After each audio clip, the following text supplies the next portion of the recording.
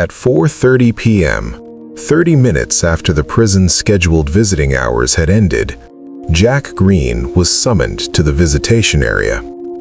On any other day, the call would have surprised him, but Jack was scheduled for execution the next morning by lethal injection, and exceptions were often made for inmates standing on the edge of death.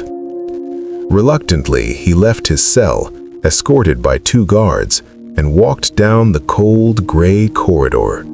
Their boots echoed against the concrete walls, a hollow rhythm that had become the soundtrack of his life. After 10 years on death row, Jack no longer feared death. Time had worn that fear down until it felt distant, almost irrelevant.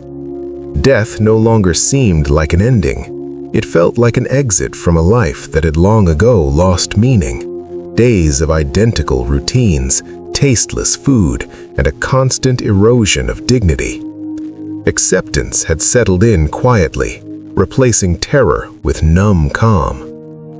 In the visitation area, Steve Andrews stood waiting behind the plexiglass. He had been Jack's lawyer for 5 years. His suit was wrinkled, his tie loose, his face shadowed by exhaustion and stubble. He looked like a man who had spent the entire day fighting a losing battle. Jack didn't need Steve to speak. He already knew. They sat on opposite sides of the glass. "How are you doing, Jack?" Steve asked. "Fine, I guess," Jack replied. Steve hesitated, organizing his thoughts. "The federal judge rejected your clemency request this afternoon." "I figured," Jack said calmly. "I filed an emergency request with the governor's office immediately. It's the last option. They promised it would reach the governor tonight." He stopped short of saying the word execution. "I understand. Thank you," Jack said softly. "I'll be at the governor's office first thing in the morning," Steve added, searching for something, anything that sounded like hope. Jack nodded. "If you need anything tonight, I can ask the guards." Jack thought for a moment. A notebook, a pen, and a flask of black coffee. "Planning on skipping sleep?" Steve joked, then instantly regretted it. "Sorry." "It's fine," Jack said. "And an envelope," Jack added. Back in his cell, Jack opened the notebook and began to write. "Dear Mom." His hand froze. He tore the page out, crushed it, and threw it to the floor. After a deep breath, he began again. "Hello, Mother. By the time you receive this letter, I will no longer be alive. My execution is scheduled for 8 a.m. tomorrow.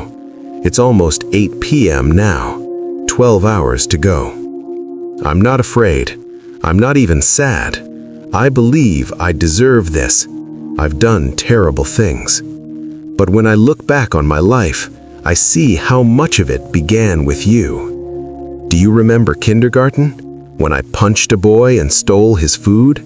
At home, I was praised for being strong. Do you remember elementary school, when I stole money from classmates and you took me shopping with it? Do you remember when I was caught stealing at school?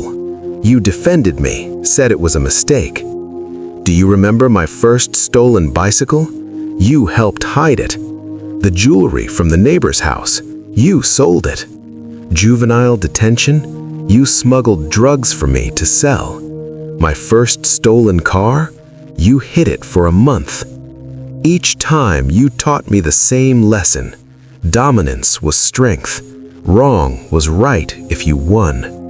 That seed grew, and it became me. If you had been a responsible mother, I wouldn't be here. I might have been something else, an engineer, a doctor, anything other than this. I wish the justice system punishes those who create criminals, not just those who become them. Goodbye. See you in hell." Jack folded the letter carefully, sealed it, and addressed the envelope. Then he lay back on the narrow bed, staring at the ceiling. Some time later, footsteps approached. Peter, a veteran guard with gentle eyes, stood at the doorway. "Are you awake, Jack?" "Yes. I'm here to ask what you want for breakfast." "What's on the menu?" "Anything reasonable." Jack thought back, far back, to a childhood memory. His father, before leaving forever, had once taken him to a cafe, a big English breakfast, the only warm memory that remained. A full English breakfast and a flat white, 2 sugars. "Anything else?" "Extra sausage and scrambled eggs." Peter smiled. "Done." At 7 a.m., Father John arrived. "I don't have anything to say," Jack told him. "Even nothing for God?" "Just pray for my soul." Father John did. When Steve arrived, his eyes were red. "The governor denied clemency," he said quietly. "You did everything you could," Jack replied. "I wish I had been your lawyer earlier," Steve whispered. Jack smiled faintly. "Go home, Steve. Remember me like this." They shook hands. Minutes later, the guards returned. "It's time." Jack stood, looked at himself in the mirror, straightened his hair, and faced the door. "Let's go." For the first time in his life, Jack Green felt completely calm.